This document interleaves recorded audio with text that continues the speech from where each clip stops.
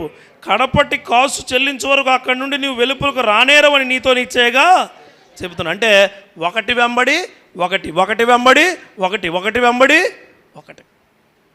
చూడండి, కష్టాలు అనొచ్చు మీరు, అన్న మేము ఏం పాపం చేసామన్నా కష్టాలు వచ్చేసిన పాపం చేయలేదు, నువ్వు అపవాది యొక్క దాడికి లోనవుతున్నావు. అపవాదిని ఎదిరించమన్నాడు దేవుడు. చెప్తాను అది కూడా. అపవాదిని ఏమన్నాడు ఆయన? ఎదిరించో, ఎదుర్కో, పోరాడు.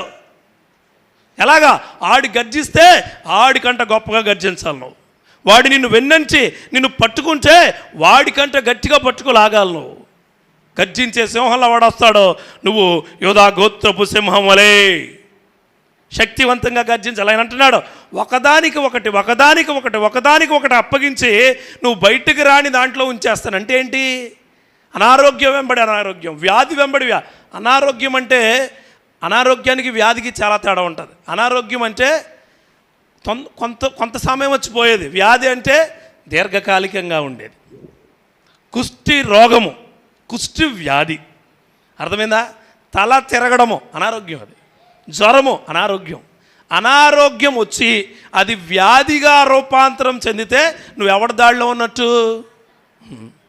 సడన్గా వచ్చేస్తాయి ఇవన్నీ కూడా.